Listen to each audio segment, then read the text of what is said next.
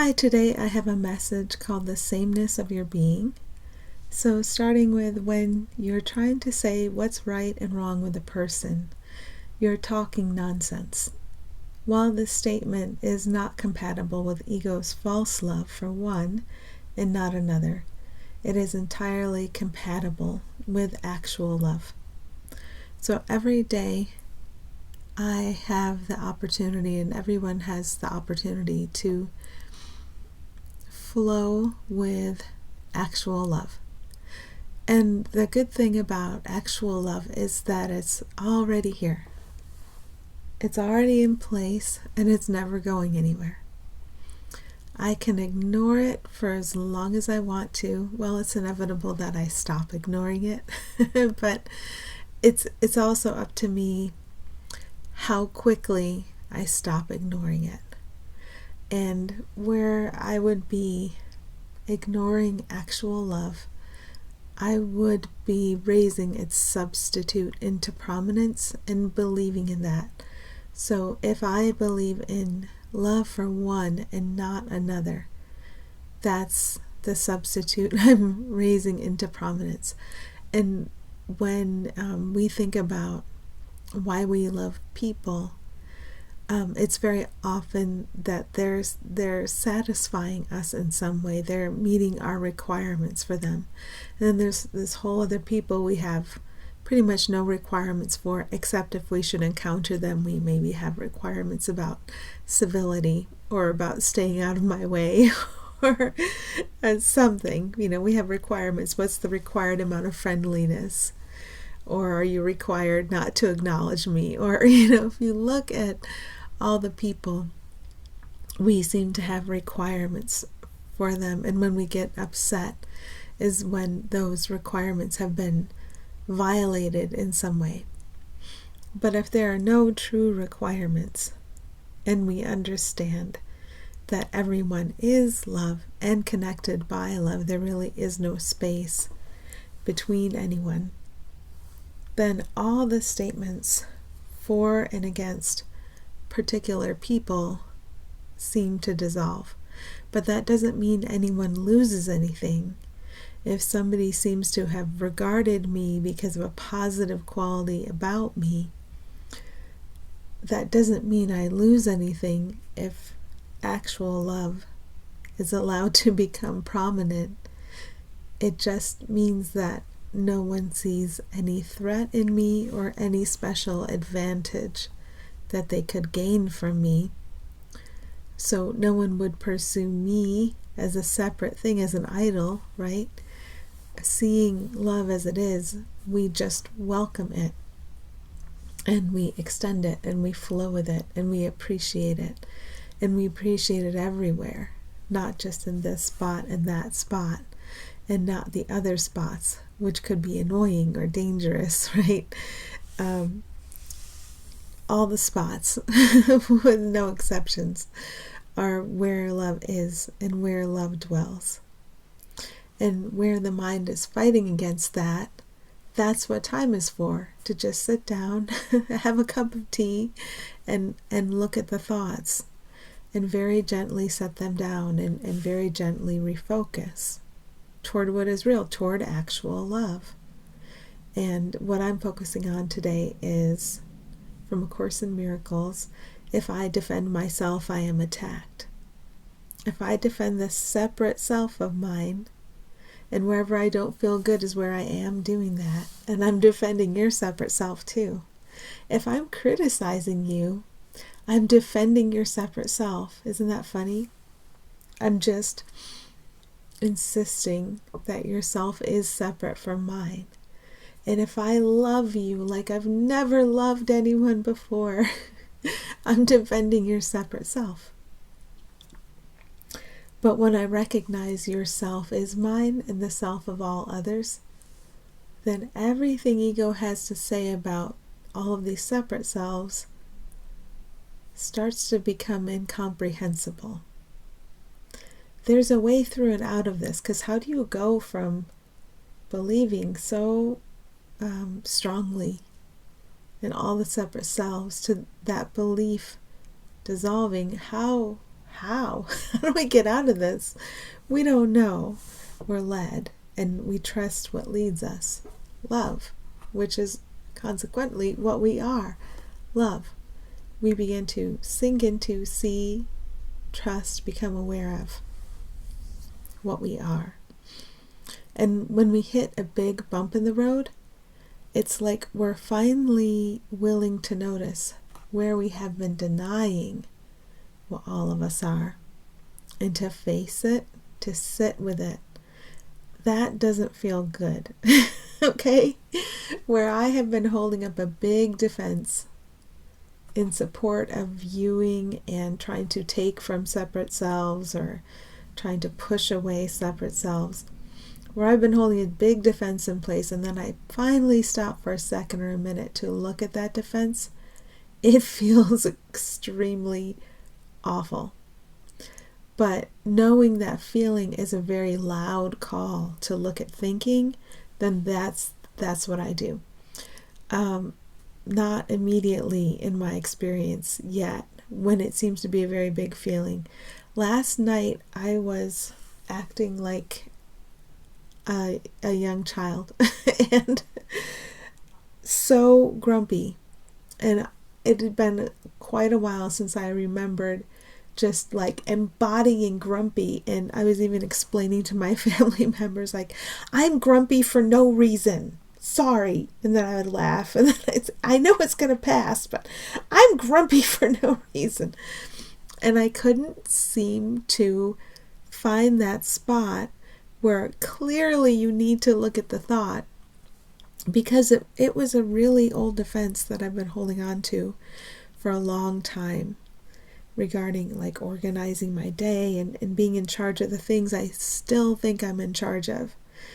And all I could just do last night was feel. But this morning, it just snapped right into place. Here's this whole set of thoughts you wouldn't even entertain looking at, and now you're looking at them. But before you went into an hours-long snit and refused to look.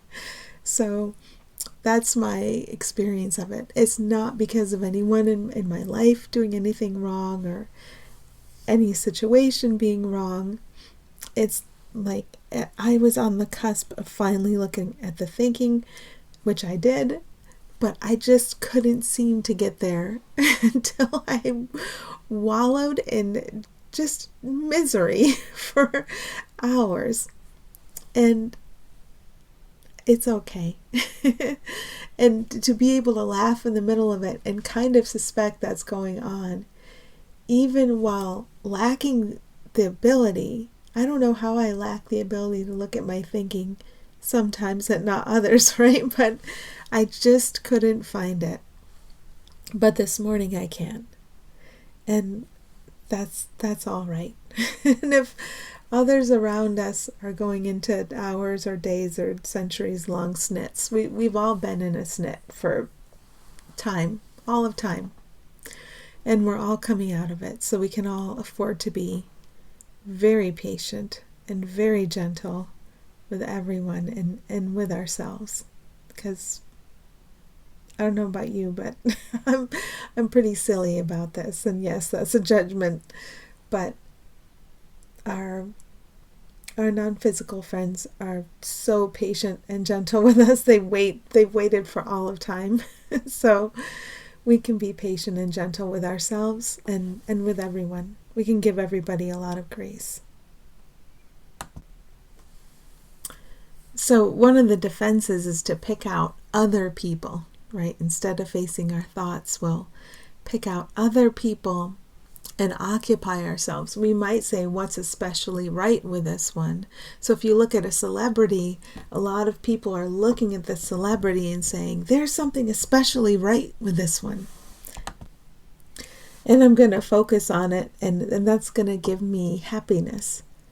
Well, as far as I can tell, maybe I'll show up tomorrow having changed my mind, but that happiness about looking at someone's special rightness doesn't help me. It's not happiness. It's been this drug I've been taking for all of time, no matter what lifetime I seemed to be in.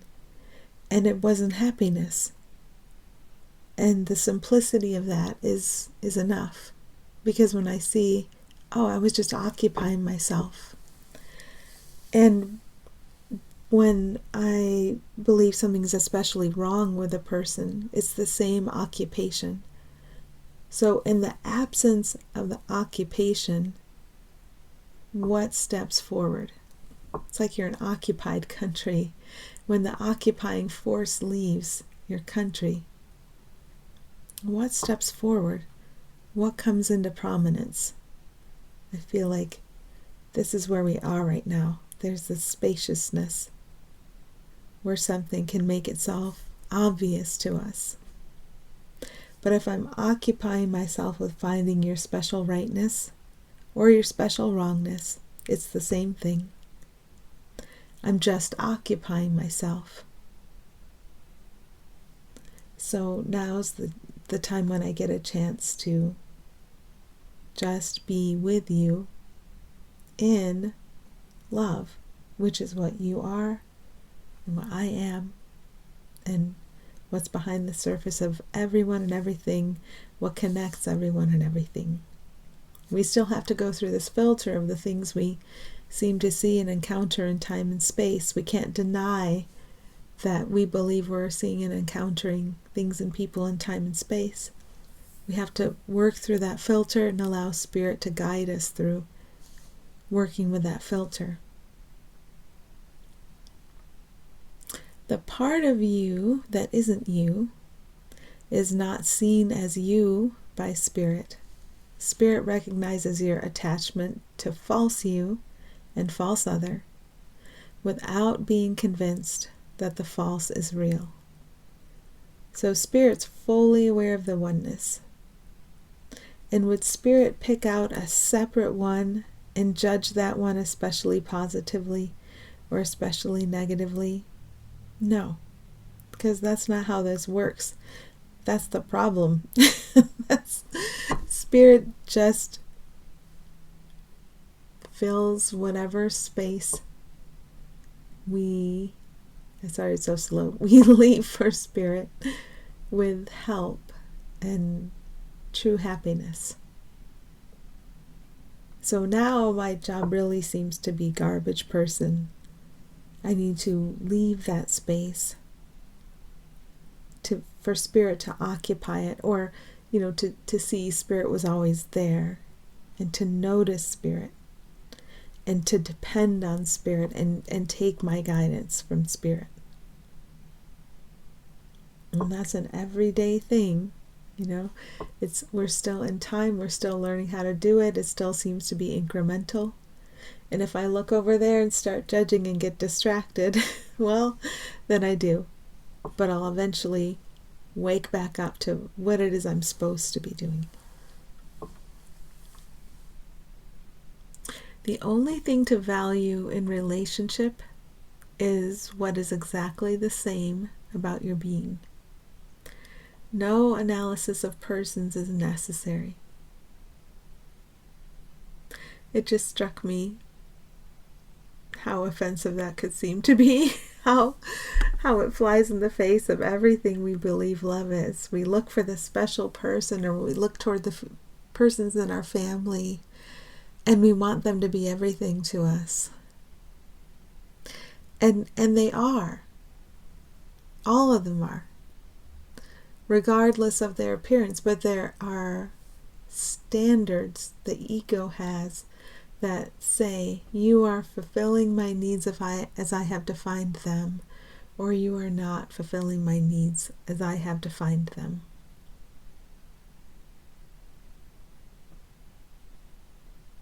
I'm just looking at that filter. And how can I trust? I think we learn to trust because we practice looking deeply into the being past the person. And as we practice this, we trust. And there's something intrinsic in us that does our real self does trust this. our real self that we share is that trust. So it's not like anything we have to invent, it's something we uncover by learning to set the ego thoughts aside. Our true self is here and can be trusted to lead us through and out what remains of time and space. But if the false self stands up and starts trying to manage it, I'm going to feel it. And the more I value happiness, the less I'm going to tolerate that happening. And so everywhere I look, here's the same being. And I might have this whole stack of ego thoughts I still believe. And that's going to show me all the difference. And if I'm depending on ego, ego is going to place different values. And it's going to analyze and interpret all these people and things and put different values on them. But what's to be trusted to guide me through this maze of people and things? It doesn't analyze or interpret any of that stuff. It just guides. At the same time, recognizing the light shining behind every appearance I'm projecting due to my belief in ego thought. So that this is a trust walk. I really need to trust. I need to trust the being of everyone and everything and not think I know based on a past that I perceive for myself. So letting the old fall away, letting what has always been here be in charge. This is the lesson of my everyday. The sameness of your being is love. So we never lack love, because every being is love. And every being can only meet with love. No matter what thing, situation we seem to be encountering, what we believe we're interacting with is the fear cloud we're projecting. But what is actually here is shared power, shared benign power. And the more we're willing to stop and just recognize that, if the only thing that's ever been here is shared benign power, what am I doing seeing all of this? What is happening? Then there's a willingness in us to have it all cleared up. Now, ego would say that problems in the real world are real and need real solutions that take much time and struggle to enact. And we know that's not true. What is in us that's real remembers that that isn't true. There's something transformational here, and we can trust it to transform, because the only thing love would do with transformation is to show us what has been here all along and to wipe away what we thought was here and what we thought caused such torment. It wipes away illusion and it reveals what's here. First, it does it in illusion's form. I guess because it would be too much of a shock to just have illusion taken away. So first, it does it in form, in a way to make things obvious to us. That it's obvious you're all innocent. It's obvious you're all loved. It's obvious you're all guided. So we're shown that way first. Your being is not sometimes this way and sometimes that way. My being is never grumpy. Being is always peaceful. It's always joyful. It's always calm. It's always tremendously powerful. So to be perfectly calm and peaceful and so powerful at the same time. That's what we are. That's what's shining behind every situation any ego would imagine itself to be in. That's what's shining behind every object you seem to encounter. Regardless of appearance. The appearance, the opposites of appearance, is what we've used to fool and fool and fool and fool and fool ourselves and fool ourselves again. But I really think we're starting to get wise to this. So I think we're more willing to stop and take a moment and reset, and to truly be guided through and out of what we have made, through and out of what has no significance or impact, or ever could have any significance or impact on what we truly are together. Through and out of what cannot change the changeless. We're the changeless. So you're not sometimes this way and sometimes that way, although you might appear that way. I'm not sometimes this way and sometimes that way, although I might appear that way. So to have those moments to stop and reset and remember that, and know this is a trust walk, and what I trust is here to guide me and all through and out of this maze. Even if I'm going to use time for grumpiness, to give myself the experience of that. Okay, check, done. Now here we are, and we can be led through and out of what we made by goodness without opposite, because that is all of us together, and it always will be. Okay, thank you. Happy healing.